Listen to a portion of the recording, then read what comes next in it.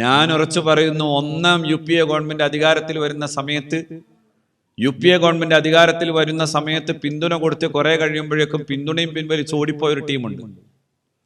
അവർ യഥാർത്ഥത്തിൽ പലപ്പോഴും അങ്ങനെ തന്നെയായിരുന്നു. കേരളത്തിലല്ല, ഇന്ത്യയിൽ നിന്ന് തന്നെ കോൺഗ്രസിനെ കെട്ടുകെട്ടിക്കാൻ വേണ്ടി ശ്രമിച്ചിട്ട് കോൺഗ്രസ് മുക്ത ഭാരതം എന്ന മുദ്രാവാക്യം മുഴക്കുക മാത്രമായിരുന്നില്ല, കോൺഗ്രസ് മുക്ത ബദൽ സംവിധാനിക്കാൻ വേണ്ടി സാക്ഷാൽ വാജ്പേയിയുടെ ഒപ്പം അദ്വാനിയോടൊപ്പം PP സിംഗിന്റെ അടുക്കളയിൽ ഒരുമിച്ചിരിക്കുകയും കൂടി ചെയ്തവരാണ് ഇന്ന് സംഘപരിവാറിനെതിരെ പറയുമ്പോൾ വലിയ ആത്മാർത്ഥതയോടുകൂടെ വർത്തമാനം പറയുന്നത് എന്ന് നമ്മൾ ആലോചിച്ചാൽ മതി.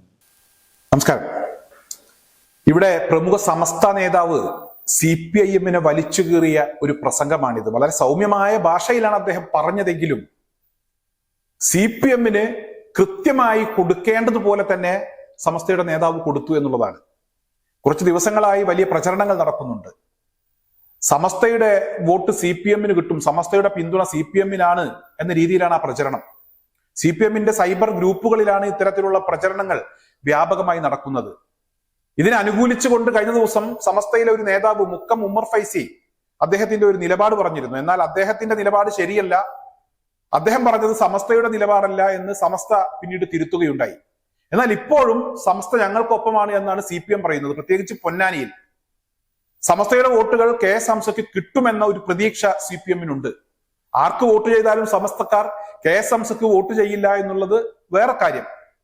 എന്തായാലും ഓണംപുള്ളി മുഹമ്മദ് ഫൈസി അദ്ദേഹം സമസ്തയുടെ നേതൃനിരയിലുള്ള ഒരു വ്യക്തിയാണ്, അതുപോലെ തന്നെ SKSSF-ന്റെ നേതാവാണ്.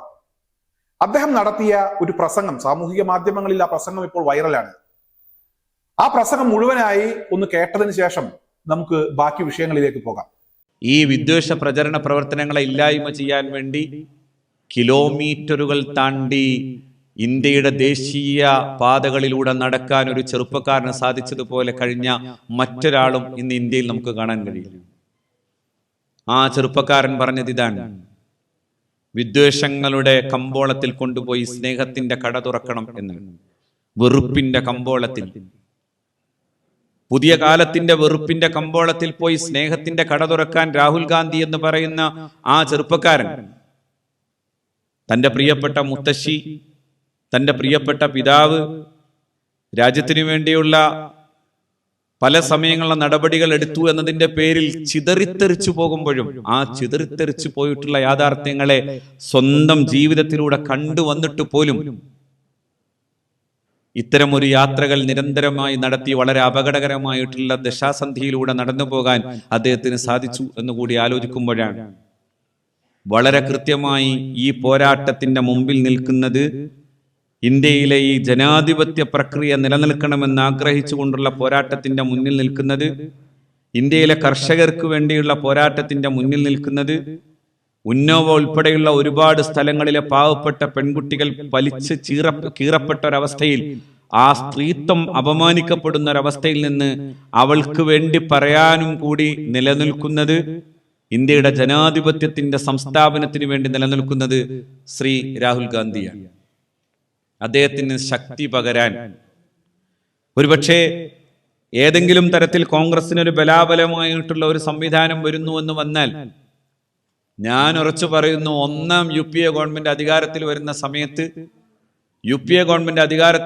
സമയത്ത് പിന്തുണ കൊടുത്ത് കുറെ കഴിയുമ്പോഴേക്കും പിന്തുണയും പിൻവലിച്ച് ഓടിപ്പോയൊരു ടീമുണ്ട്. അവർ യഥാർത്ഥത്തിൽ പലപ്പോഴും അങ്ങനെ തന്നെയായിരുന്നു.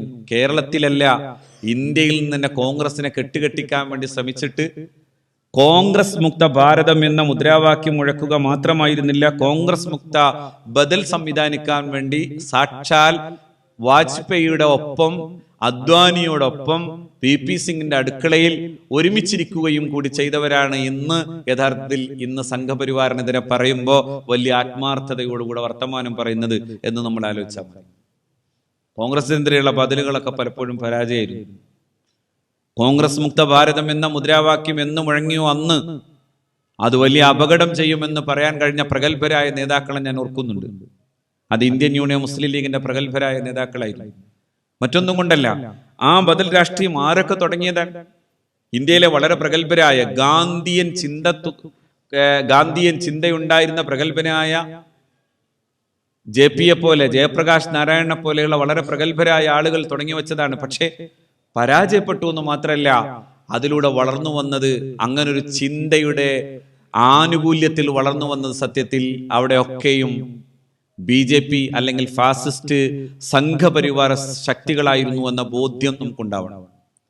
അതുകൊണ്ടാണ് ഇപ്പോഴും അവരതിന്ന് വിട്ടിട്ടില്ല. അതായത് കോൺഗ്രസിനെ എതിർക്കുക എന്നതാണ് ആദ്യത്തെ പണി, രാഹുൽ ഗാന്ധിയെ എതിർക്കുക എന്നതാണ് ആദ്യത്തെ പണി.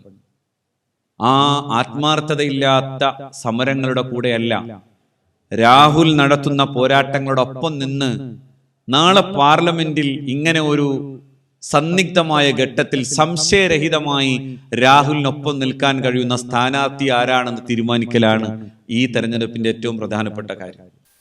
ഈ അടുത്ത കാലത്തൊന്നും CPM-ന് ഇതുപോലൊരു അടി കിട്ടിക്കാണില്ല. സൗമ്യമായ ഭാഷയിൽ ചിരിച്ചുകൊണ്ട് ഓണംപുള്ളി മുഹമ്മദ് ഫൈസി പറയുന്നത് എന്തുകൊണ്ട് CPM-ന് വോട്ട് ചെയ്യരുത് എന്നതിനെ കുറിച്ചാണ്.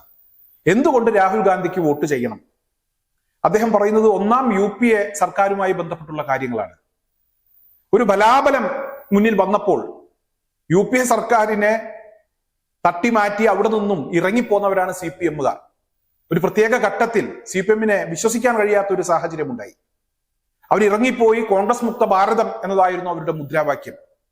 കോൺഗ്രസ് മുക്ത ഭാരതം എന്ന് മാത്രമല്ല, പിന്നീട് മറ്റു ചിലരെയൊക്കെ, അതായത് ഇന്ന് സംഘപരിവാരങ്ങളെ ഇങ്ങനെ കുറ്റം പറയുന്ന CPM തന്നെ സംഘപരിവാരങ്ങളെ കൊണ്ടുവരുന്നതിന് വേണ്ടിയുള്ള ഒരു ശ്രമം നടത്തി.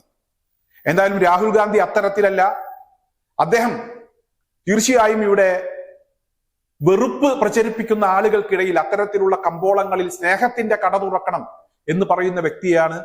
അത് അദ്ദേഹം ആത്മാർത്ഥമായി പറയുന്ന വ്യക്തിയാണ്. അതുകൊണ്ട് തന്നെ അദ്ദേഹത്തിന് വോട്ട് ചെയ്യണം. ഞാൻ ആ വിഷയത്തെക്കുറിച്ച് കൂടുതൽ വിശദീകരിക്കേണ്ട ആവശ്യമില്ല. അദ്ദേഹം തന്നെ അദ്ദേഹത്തിന്റെ പ്രസംഗത്തിൽ വളരെ കൃത്യമായി പറഞ്ഞിട്ടുണ്ട്. ഇതാണ് ഞങ്ങളുടെ നിലപാട്, ഇതാണ് സമസ്തയുടെ നിലപാട് എന്ന് വളരെ കൃത്യമായി പറയുകയാണ്. അദ്ദേഹത്തെ തിരുത്താനോ അല്ലെങ്കിൽ അദ്ദേഹം പറഞ്ഞ പ്രസംഗം ശരിയല്ല എന്ന് പറയാനോ ഇതുവരെ ഒരു സമസ്ത നേതാവും രംഗത്തെത്തിയിട്ടില്ല. അതേസമയം കഴിഞ്ഞ ദിവസം ഉമർ ഫൈസി CPM-ന് അനുകൂലമായി പറഞ്ഞ വിഷയങ്ങളെയൊക്കെ പലരും തിരുത്തിയിട്ടുണ്ട്. ജിഫ്രി തങ്ങൾ തന്നെ ഉമർ ഫൈസി പറഞ്ഞത് ശരിയല്ല എന്ന് പറയുന്ന ഒരു സാഹചര്യം ഉണ്ടായിട്ടുണ്ട്. നേരത്തെ ഞാൻ പറഞ്ഞു, ഇവിടെ പൊന്നാനിയിലാണ് വ്യാപകമായി ഇത്തരത്തിലുള്ള പ്രചരണങ്ങൾ നടക്കുന്നത്. എന്ത് വില കൊടുത്തും സമസ്തയുടെ വോട്ടുകൾ അത് ഞങ്ങൾ സ്വന്തമാക്കും, സമദാനിയെ ഞങ്ങൾ മലർത്തിയടിക്കും എന്നിവിടെ ഇടതുപക്ഷ ജനാധിപത്യ മുന്നണിയുമായി ബന്ധപ്പെട്ട് നിൽക്കുന്ന ആളുകൾ അവകാശപ്പെടുന്നുണ്ട്. ഒരു കാര്യം മനസ്സിലാക്കുക, എന്ത് വില കൊടുത്തും യഥാർത്ഥ സമസ്തക്കാർ അവിടെ ഇടതുപക്ഷത്തിന് വോട്ട് ചെയ്യില്ല. വേറെ ഏത് മണ്ഡലത്തിൽ ചെയ്താലും പൊന്നാനിയിൽ ചെയ്യില്ല എന്നുള്ള കാര്യം നിങ്ങൾ ഓരോരുത്തരും ഓർക്കുക എന്ന് മാത്രമാണ് എനിക്ക് ഈ അവസരത്തിൽ പറയാനുള്ളത്.